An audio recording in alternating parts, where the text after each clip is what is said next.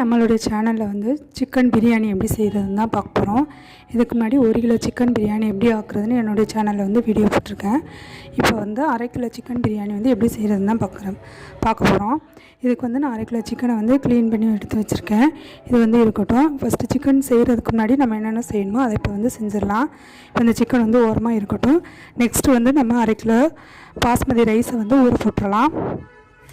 நான் வந்து India gate basmati rice தான் எடுத்துருக்கேன் 1/2 கிலோ. இப்போ இதை வந்து நம்ம கழுவிடலாம்.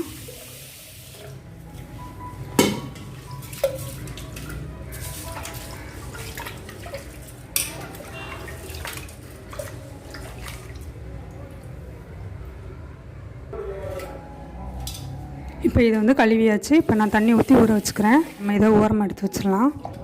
இப்போ நான் இந்த சைஸ்க்கு வந்து ஒரு 7 வெங்காயம் போல் எடுத்திருக்கேன். இதையும் நம்ம இப்போ கட் பண்ணிடலாம். இந்த மாதிரி நீல வாக்கில் வந்து கட் பண்ணிக்கலாம்.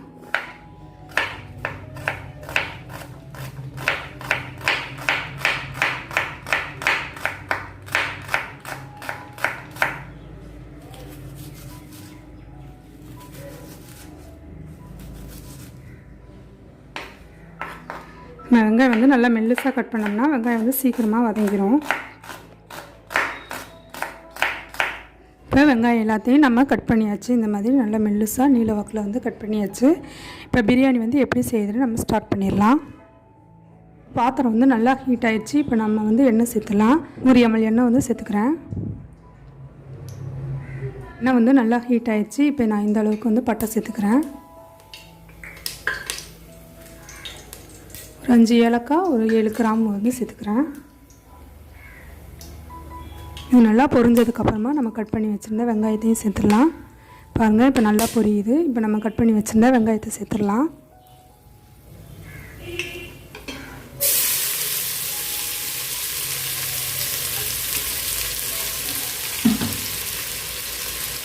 வெங்காயம் வந்து நல்லா வதங்கணும்.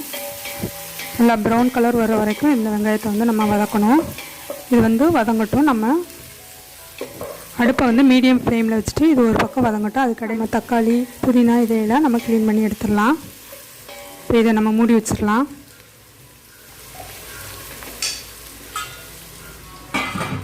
இதை மூடி வச்சுட்டு அடுப்பை வந்து மீடியம் ஃப்ளேமில் வச்சுருங்க. இல்லைன்னா இப்போ வெங்காயம் வந்து ஒரு பக்கம் வதங்கட்டும். இப்போ நம்ம வந்து தக்காளி வந்து கட் பண்ணிடலாம். இப்போ நான் இந்த அளவுக்கு ஒரு தக்காளி வந்து எடுத்திருக்கேன். இந்த சைஸில் வந்து ஒரு 7 தக்காளி வந்து எடுத்திருக்கேன். இப்போ இதை கட் பண்ணிடலாம்.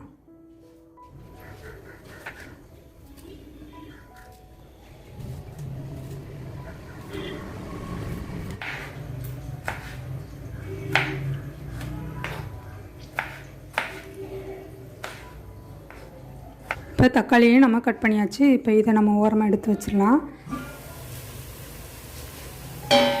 பாருங்க, வெங்காயம் வந்து ஓரளவுக்கு வதங்கியிருக்கு.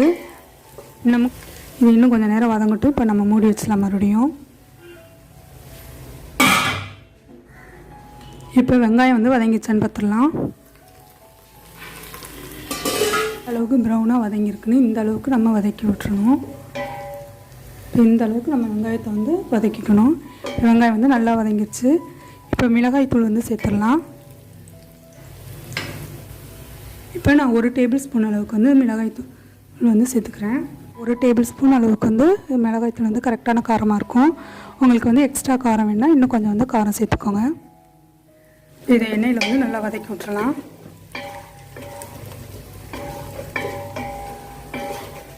மிளகாய்த்தூள் வந்து கருகிடாமல் இதை வதக்கிக்கணும். மிளகாய்த்தூள் சேர்க்கும்போது எப்பயுமே அடுப்பு வந்து லோ ஃப்ளேம்லேயே வச்சுக்கோங்க.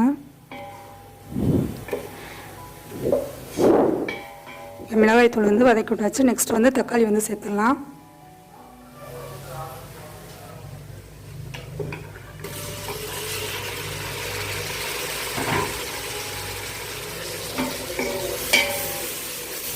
இப்போ தக்காளியும் நல்லா வதங்கட்டும். இப்போவே வந்து புதினா, கொத்தமல்லி, பச்சை மிளகாயும் இது கூட சேர்த்துடலாம். இந்த அளவுக்கு எடுத்திருக்கேன். 3 பச்சை மிளகாய் வந்து எடுத்திருக்கேன். இதையும் இப்போ இது வந்து இது சேர்த்துடலாம்.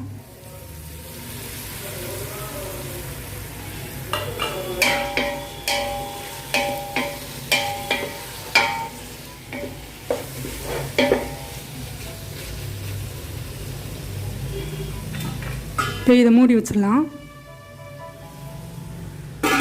இது மூடி வச்சுட்டு ஃப்ளேம் வந்து மீடியம் ஃப்ளேமில் வந்து வச்சுக்கிறேன்.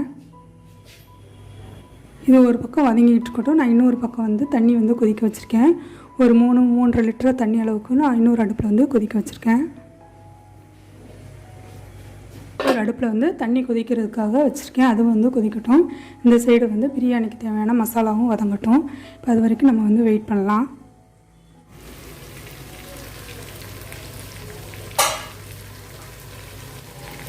இப்போ தக்காளியும் நல்லா வதங்கிடுச்சு.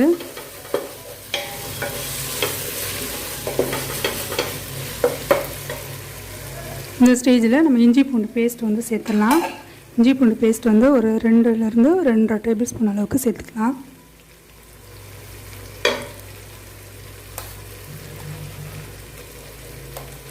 நான் ஒரு 2.5 டேபிள் ஸ்பூன் அளவுக்கு இஞ்சி பூண்டு சேர்த்துக்கிறேன்.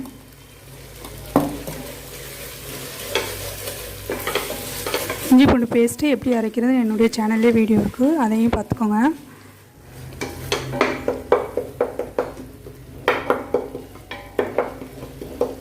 இப்போ இந்த இஞ்சி பூண்டோட ஸ்மெல்லு போகிற வரைக்கும் இதை நல்லா வதக்கி விட்டுறணும். இப்போ இஞ்சி பூண்டோட ஸ்மெல்லும் போயிடுச்சு. இப்போ நான் இப்போ வந்து ஒரு 100 ml தயிர் வந்து சேர்த்துக்கிறேன்.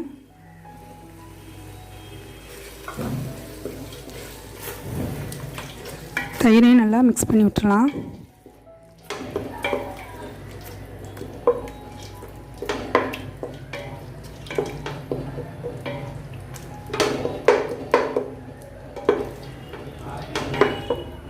இப்போ நான் 1 டேபிள் ஸ்பூன் அளவுக்கு வந்து உப்பு சேர்த்துக்கிறேன். உப்பு வந்து பார்த்து சேருங்க. உப்பு இல்லாட்டா அப்புறமா கூட நம்ம ஆட் பண்ணிக்கலாம். உப்பு நிறையா சேர்த்துட்டோம்னா ஒன்றும் பண்ண முடியாது. சேர்த்துக்கிறேன். அப்புறம் உப்பு இல்லைன்னா வேணால் நம்ம செக் பண்ணி அப்புறம் போட்டுக்கலாம். இப்போ வந்து நம்ம சிக்கன் சேர்த்துடலாம். வந்து 1/2 கிலோ சிக்கன் எடுத்துருக்கேன், அதை வந்து சேர்த்துக்கிறேன்.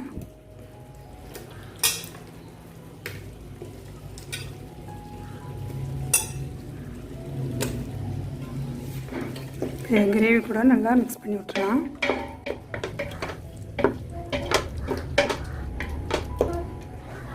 இப்போ நான் இது கூட ஒரு 1/2 லிட்டர் போல் சுடு தண்ணி வந்து சேர்த்துக்கிறேன்.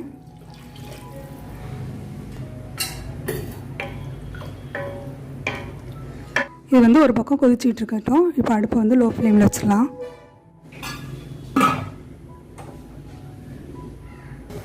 இப்போ வந்து தண்ணி நல்லா கொதிச்சிச்சு. இப்போ ஒரு டேபிள் ஸ்பூன்லேருந்து ஒரு 2 டேபிள் ஸ்பூன் அளவுக்கு உப்பு சேர்த்துக்கிறேன். வந்து அரிசி சேர்த்துடலாம். இப்போ வந்து இது வந்து கொதிக்கட்டும், அது வரைக்கும் வெயிட் பண்ணலாம். வந்து ஒரு கொதிச்சிச்சு, இதோட போதும். இப்போ வந்து இந்த சோறை வந்து வடிகட்டி அந்த கிரேவியில் வந்து நம்ம சேர்த்துடலாம். இப்போ ரைஸை வந்து வடிகட்டி இதில் வந்து சேர்த்துடலாம். நம்ம அடுப்பை வந்து ரைஸ் அடுப்பை வந்து ஆஃப் பண்ணிடக்கூடாது. அந்த சோறுலாம் வடித்ததுக்கப்புறமா அடுப்பை வந்து ஆஃப் பண்ணிக்கலாம்.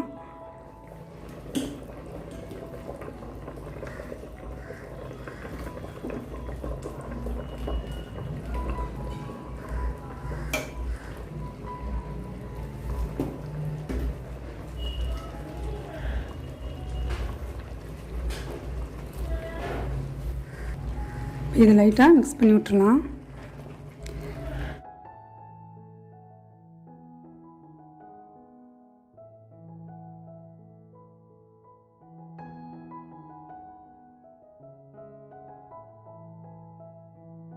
இப்போ ஒரு 1/2 டம்ளர் போல் வந்து தண்ணி சேர்த்துக்கிறேன். தண்ணியும் அந்த அரிசியும் வந்து சேம் லெவலாக இருக்கிற அளவுக்கு நம்ம தண்ணி சேர்த்துக்கலாம். இந்த ஸ்டேஜில் வந்து உப்பு இருக்குதான்னு செக் பண்ணிவிட்டு நம்ம உப்பு வந்து சேர்த்துக்கலாம்.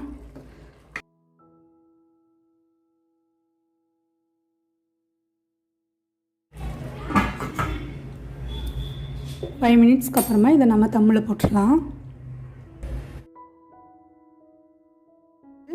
இப்போ வந்து நம்ம இதை வந்து தம்மில் போட்டுடலாம் ஒரு 20 நிமிஷத்துக்கு.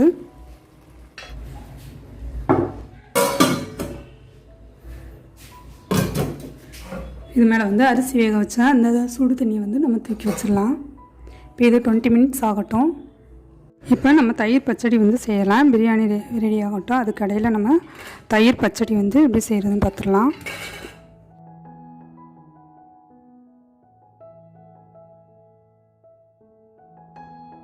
இப்போ வெங்காயம் எல்லாத்தையும் கட் பண்ணியாச்சு. நான் வந்து கொஞ்சோண்டு கொத்தமல்லியும் பொடிசாக கட் பண்ணிக்கிறேன்.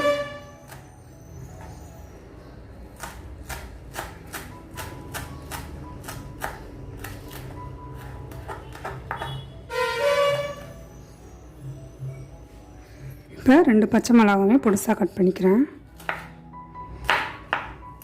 இது கூடவே நமக்கு கேரட் வேணுன்னா கேரட் போட்டுக்கலாம், பொமக்ரானட் வேணுன்னா பொமக்ரானட்டும் சேர்த்துக்கலாம். இப்போ நான் சிம்பிளாக வந்து செய்கிறேன். இப்போ இது எல்லாத்தையும் ஒரு கிண்ணத்தில் போட்டுடலாம்.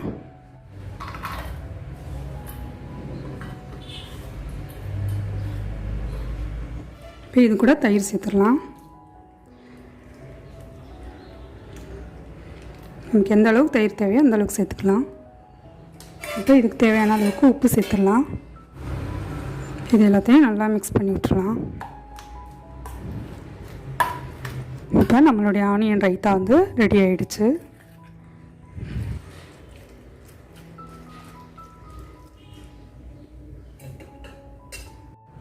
இப்போ 20 மினிட்ஸ் ஆகிடுச்சு. இப்போ பிரியாணி வந்து ரெடி ஆகிடுச்சான்னு பார்த்துடலாம்.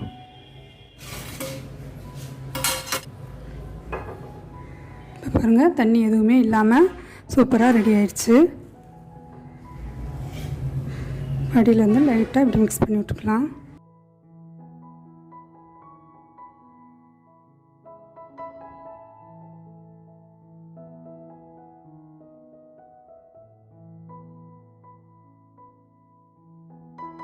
என்னோடய வீடியோ உங்களுக்கு பிடிச்சிருந்துச்சுன்னா லைக் பண்ணுங்கள், ஷேர் பண்ணுங்கள், சப்ஸ்கிரைப் பண்ணுங்கள். கூடவே பெல் ஐக்கானை கிளிக் பண்ணி ஆளுங்கிறத கொடுத்துக்கோங்க. அப்படின்னா தான் நான் போடுற வீடியோ உங்களுக்கு உடனுக்குடன் நோட்டிஃபிகேஷனில் வரும். நீங்களே என்னோடய வீடியோ வந்து மிஸ் பண்ணாமல் பார்க்கலாம். நம்மளுடைய சிக்கன் பிரியாணி தயாராகிடுச்சு.